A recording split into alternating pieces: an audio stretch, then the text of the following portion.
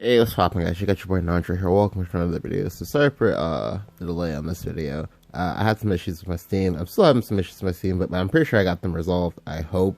Not sure yet. We'll probably make an update about this on Twitter later.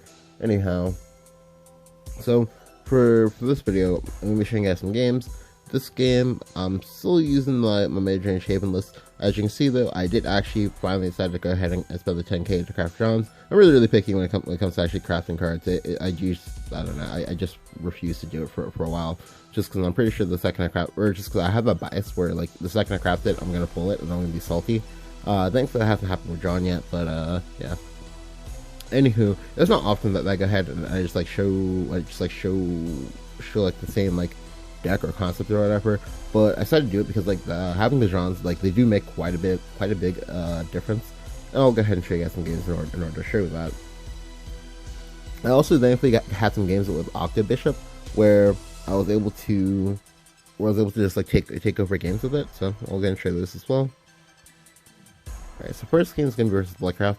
So versus Bloodcraft, most times you're gonna be, well, right now in the metagame you're gonna be versus the neutral aggro blood. For the most part, 30 something cards of this are usually the same. The only difference is that some of these guys are playing Soul Dominator, some of these guys are playing Fenrir, and it's really just trying to make sure that you don't get yourself caught with your pants down when these guys are playing those cards. So I'll make a greedy keep here. I'll keep the OctoBishop and the John, just because I have a decent amount of 2-drops. So I'm pretty sure I'll pick up one of them. If I don't, then it's fine. I deserve to lose for this greedy mulligan. But if the mulligan works, then it's perfectly fine. I managed to pick up the globe, and I managed to pick up the Snow White, so it's perfect. I have everything I need. Snow White in this matchup is actually really good, just because they're playing 6 2 1-statted units, 3 Baphomet and 3 Evilicia. So that means that Snow White, when it comes down, they have to make trades like this, where they have to go ahead and trade in 2/2s or whatever, because if they don't, and they ever try to play a 2/1, what you do is you go ahead and you kill off the 2/1, and then kill off their 2/2, or you kill off their 1/1, and then you just kind of win because your 2-drop is better than their 1-drop, 2-drop, and possibly their 3-drops. That's insane. This is actually why Snow White got nerfed in the past, actually, because of a situation like this. So I'll go ahead and I'll play a second Snow White. This is great. Drawing the Snow Whites pretty much gave me everything I need to coast through the early game, and now I finally get the situation I wanted, which is, oh, he has a 2/1, he has multiple 2/1s, so now I get to kill his entire board, and I get to also establish the OctoBishop. OctoBishop is great, and we're gonna see why he's called OctoDad, because he's gonna come in, kill this, kill the second unit, then kill the third unit, and then we're gonna have a 5/6. A 5/6 is very difficult for Blood to deal with, because these neutral Blood decks, they're really greedy with the neutrals. And so that means he's not playing stuff like, say, Scarlet Sabura or anything like that. The only thing I have to worry about is Phantom Cat, but that's fine, because the OctoDad will have already done his job, and I'll be perfectly fine with that. So this trade he plays Angel of the Word, which is really annoying, because he actually gets to kill off my 2/1 for free. He's not going to evolve because he can't, because he wants to hold his Razorclaw. If he had these Razorclaw there, he was going to lose.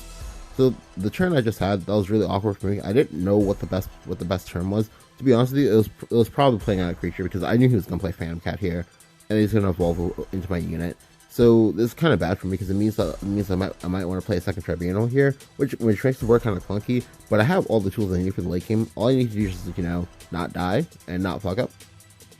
That's fine. It's really hard to fuck up what happens next. Because I would just Tribunal or use the Judge Retribution, which I draw here. But basically, how you win this matchup is doing exactly what I'm doing now, which is I'm still at 14 HP. His deck needs a lot of burn damage in order to still kill me. He needs to resolve 2 more Phantom Cats. They both have to roll 4, and they have to find 2 Razor Claws. That's really hard for him to do. Additionally, if he ever tries to make a board, I have Jean on 7, John on 8, each on 9 with an evil heavily in the back. You just kill him. He plays the Baphomet here, but the Baphomet doesn't do anything, because thankfully, the only time the Baphomet gets scary is if they play it before him, because that means that they're not going to play Phantom Cat on 6. But if they play the Baphomet on 7, that's not scary, because they can't actually play the Phantom Cat to keep going with it. So here, yeah, he makes a board, but I just go ahead and I just drawn it away, To be quite honest with you here, me actually attacking right now could arguably be a misplay. I choose to still attack because some of these deck lists, they actually do in fact run spawn, so I do need to be cognizant of that. So I'll play a Fenrir here. He'll make the trade. He's not gonna evolve though. He's not evolving because like he wants, because one, it's a feels Batman play, because if he makes this right, so he makes this evolve, right? If he makes it evolve, one of these creatures are gonna die for free. Whichever creature didn't die for free is gonna die to my evolve. And yeah, it's not a good place from the get. So here, to be honest with you, I did mess up. I could have set up lethal, and there was no way for me to get punished for it. The way to set up lethal is to go ahead and, you know, not I'm waiting to set up lethal. The way to have lethal, I'm sorry, is to actually go ahead and just go Summit Temple plus Heavenly Knight, evolve the Heavenly Knight, boom, damn, he's dead. But I didn't see it at all, because I was more so focused on I could press random buttons for the entirety of the game, and I would still win, sort of the game plan. But you really do want to try, but you really do want to, you know, get lethal when you have lethal. I just wasn't thinking about it, because I was kind of out of it from having not played for a while. Anywho, he plays the second Fenrir. The Fenrir doesn't matter. None of this matters. Like he's playing goblins on turn 9, whereas I'm playing unkillable 8/8s on 9. So yeah. Like his card quality is overall diminished because like his deck it wants to have like ended this game like 4 or 5 turns ago, but he didn't. He failed at going first. Like he went first, but he didn't do anything like that. Because Snow Whites are really good at contesting the board. It was actually, like I said, why Snow White got nerfed, because like it was too good at doing this. So yeah, like he plays Famcat. The Famcat rolls 4, but that doesn't matter. Like he would need the Famcat to roll 4, me to be at 9. And then for him to have double Razor Claw for him to win, but this option's not true. So I'll just go ahead and BM, play the Summon Temple. Please don't BM, like, because yeah, I should not have BM, because I definitely missed lethal here, and I just did not notice. Yeah, as you can see, like the OctoDad was just pretty nice turn, so just kind of came out, just kind of bullied him.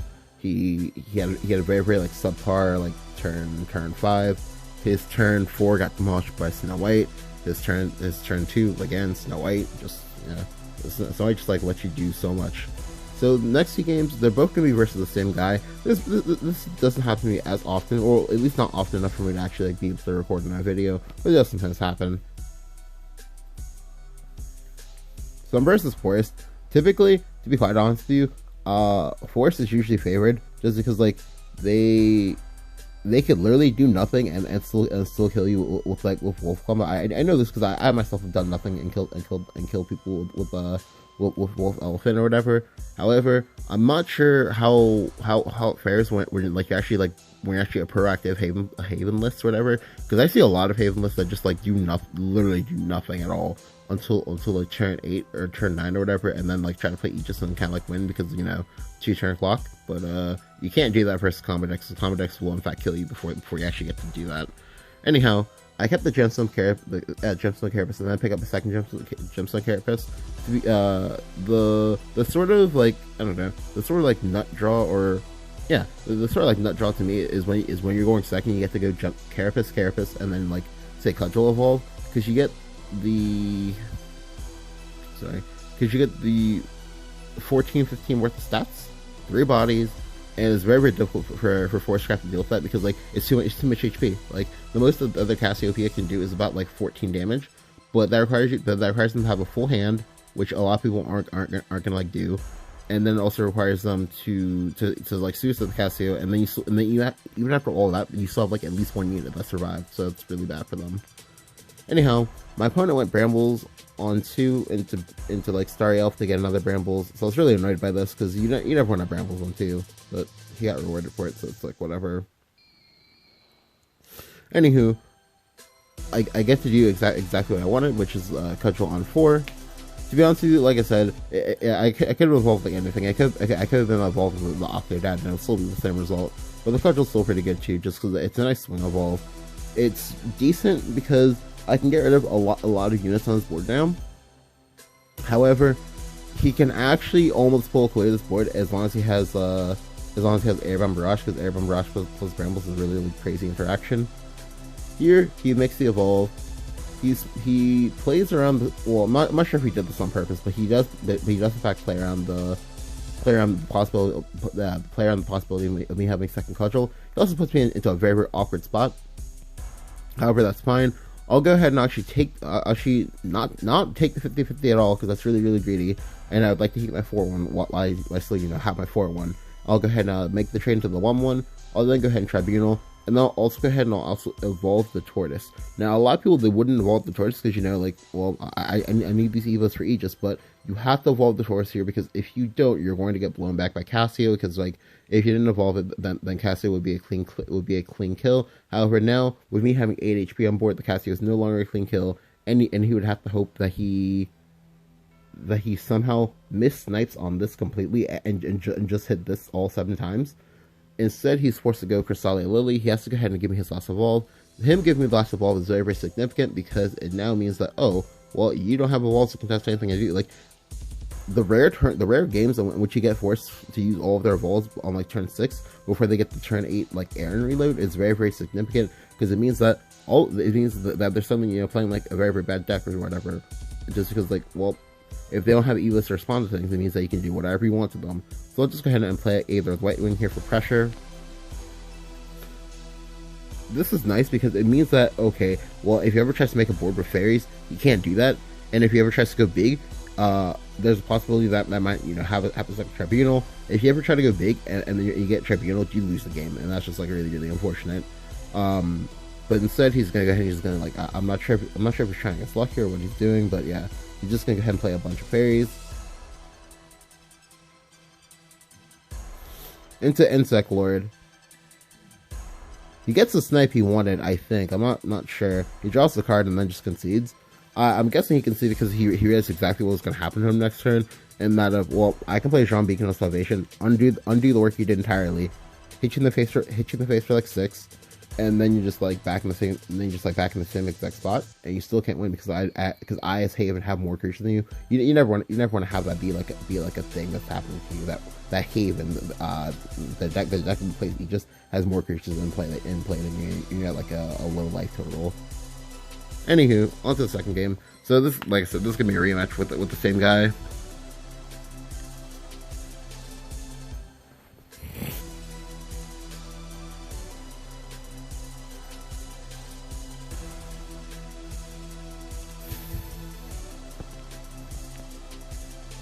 Alright, so I'm going second again. Like I said, I really like going second with this deck.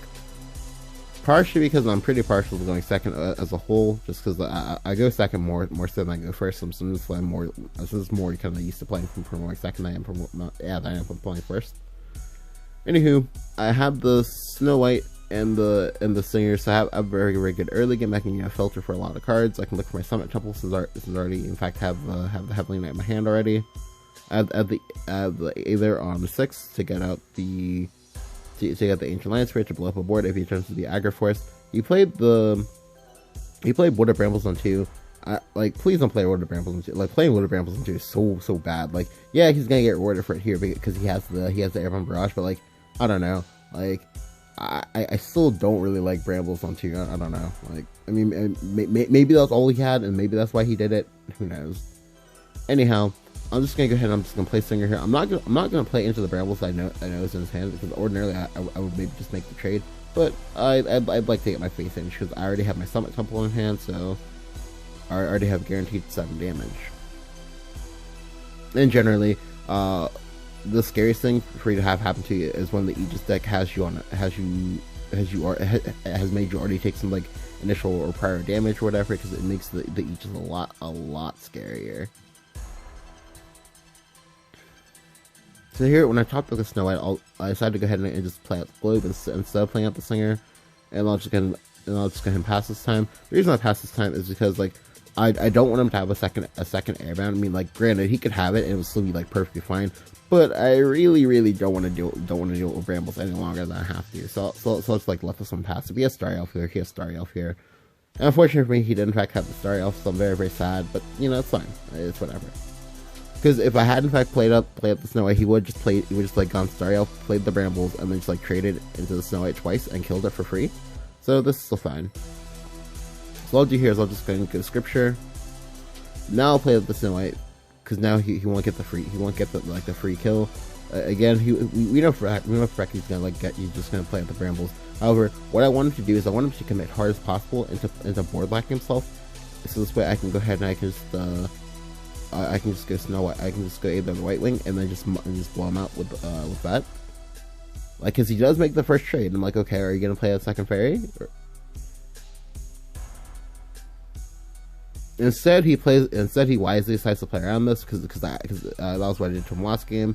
This is still fine though, because I'm still gonna play the A there. Like, sure, you didn't play into the AOE, but the AOE is still going to hurt, because now I have a total of 9 HP on the board. His Cassio does, I believe, 7 damage. That's still not enough for him to full clear this board, which is really, really bad for him. Additionally, if the snipes don't go his way, which they are unlikely to do so, it means he'll have to give me his last evolve. This time he's in a spot where he can actually, go ahead and Aaron on 8. However, that doesn't matter because, well, would you look at that? I have so many creatures that it doesn't even matter. Now, the other thing about this turn is to make sure that I don't give him a target to White Wolf me. So, for example, some people will go ahead and they will play Heavenly Knight here, or some people will go ahead and they will play like basically a thing to give him a clean White Wolf target. I don't want to do that, so I'll go ahead and use my Tribunal here because I know I'm not going to use it later. If he wants to like slam White Wolf here, he can. Sorry. If he wants to like slam White Wolf here, he can slam White Wolf here. I don't care. Like I really can't afford to care. Instead, he decides to pass. To be honest with you, I was really surprised by this. I do top deck the Torch the Great, so now I have lethal setup. So what I'll do here, I'll actually go ahead and I'll just like slam Heavenly Knight, evolve the Heavenly Knight. You evolve the Heavenly Knight, so this way you get the trigger on the Gemstone Carapace. So this way you have like too much HP for him to deal with. He takes 9 here. This starting to do 7 next turn. So you just need to have any 2 damage in your hand and you win the game. Additionally, this puts so much pressure on him because now like he can't do anything. With the Heavenly Knight being as big as it is, the only way he gets rid of everything. Well, actually, I'm sorry. There's no way for him to get rid of everything. The only way he gets rid of the Heavenly Knight is for him to have exactly Crystalia Lily. If he has Crystalia Lily, okay, well that took up 6 mana, which means that he would need to have, say, I don't know, like Grimnir or something like that in order to like not die this turn. But even if he gets the Grimnir, I just go ahead and I just put him to like 2 or some to like 2 HP or something like that next turn, and he'll still die the turn afterwards. So like he's basically just on the back foot completely, and there's nothing he can do to crawl out of it. So I'm just gonna win the game. Yep. This goes for Crystalia Lily into Fairy into Insect Lord. Like, I'm still not really sure why he kept all the cards in his hand that he did, but it's whatever. So I'll just go ahead and evolve the Jeweled Tortoise, hit him in the face for 7, and then go ahead and clean him up with the Tortoise the Great on. Yep. But yeah, like the big thing about this game is that like, I'm not sure why my opponent like passed on like 8 or like with how many cards he had in hand. Like I'm assuming he was trying to like make some kind of crazy like Insect Lord play, but I don't know. I didn't really like it. Like he kind of used all of his resources in awkward ways, so he just kind of fell behind. Now for the last game, this game's gonna be versus Dragoncraft. So versus Dragoncraft, like to be honest with you, I'm pretty sure you're fairly favored as long as you can just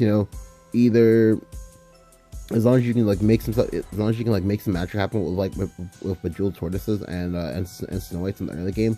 Or if you can just go ahead, if you can like find your Summit and then find your Heavenly Knights and just like chain Heavenly Knights into the Dragon player space, because like Dragon doesn't play that many wards. I think they only play like maybe like 1 or 2, and that's not even commonly.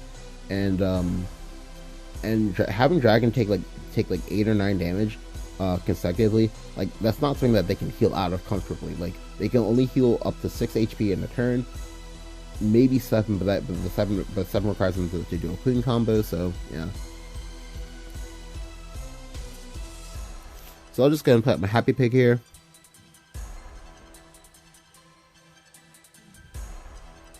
Like I'm in a pretty good spot because I have literally everything I need right now. He plays a Singer. The Singer is fine. I don't care. I pick up my Summit Temple. That's good.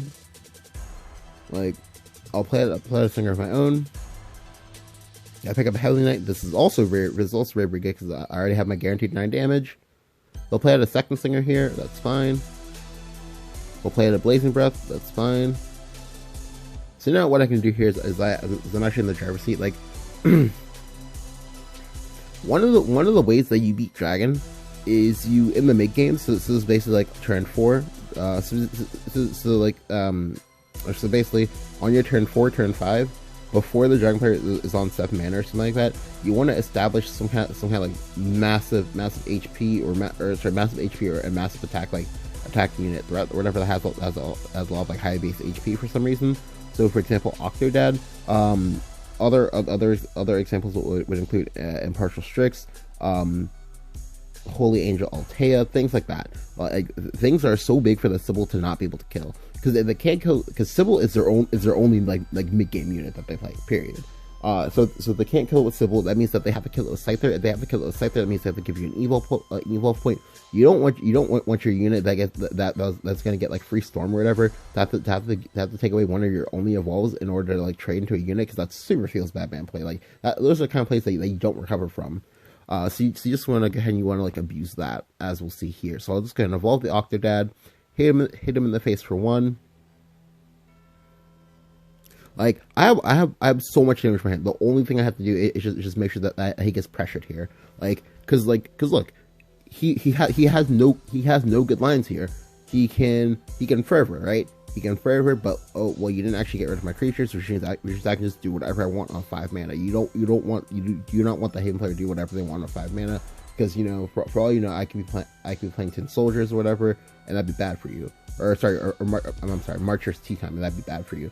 Or oh, I could just like play it like multiple Gemstone Carapaces here and just like evolve. That'd be super bad for you, because like it would mean that like next turn you're gonna be an Octo spot.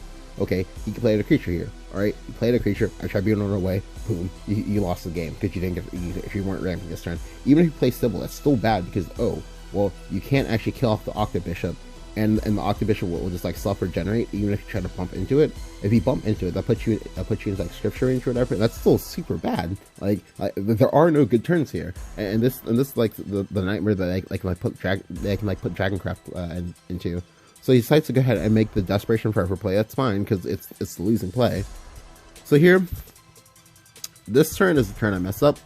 However, okay, so you already know off the top of the head, but we're just gonna go ahead and we're just gonna globe here 100%.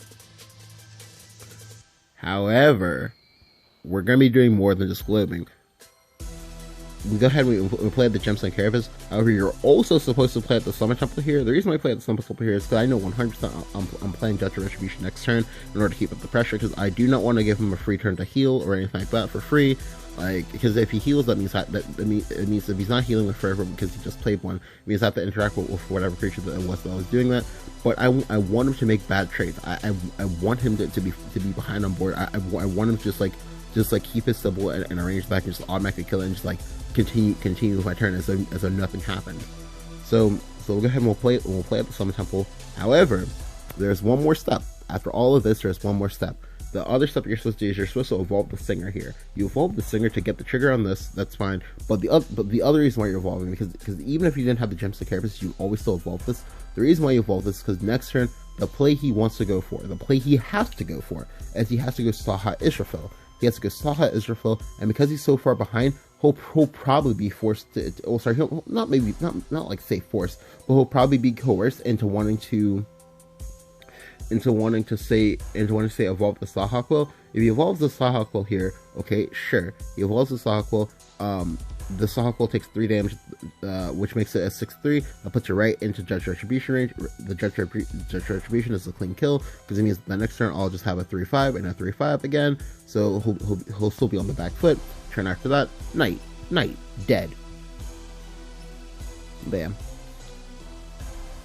But I don't make the evolve. I don't make the evolve just because like I was just kind of savoring these two having the nice in the back. But yeah. So here he plays Singer, looking for something. I don't know. I'm just assuming that he just like didn't draw like the Scyther or whatever. Even if he drew the Scyther, as you guys already know, yeah, that would not have been enough to save him. Like he just took too much damage from the Octo Bishop. Like Octo Bishop just kind of came through, was able to do what it had to do, and the Dragon player just kind of lost. Because that's how you beat Dragon. You just need to like beat them in the mid game, and then play a better late game than them, and then you're just like good to go. But yeah, these are the games. I definitely like this game. I definitely like this deck a lot. Now granted, it's one of those decks that's like it's really really good at what it does. However, it's also for a lot of people, including myself, sometimes kind of boring, just because like there's no like flash, there's no like pizzazz or whatever. However, if you're looking for like a deck to climb with, this would probably be one for you. It, like I said, it's not the most interesting, but it's it wins. And that's sometimes at the end of the day, that's all that matters. Anyhow, if you enjoyed the video, go and leave a like, go and subscribe, and let me know what you think about Haven in the current metagame down in the comments below. I haven't actually played this versus Daria. I mean, I guess I could try that, but like I'm pretty sure like Daria nonsense is probably like too good. But but I'll definitely go ahead and try to get some games versus them tomorrow. Anyhow, thank you guys for watching.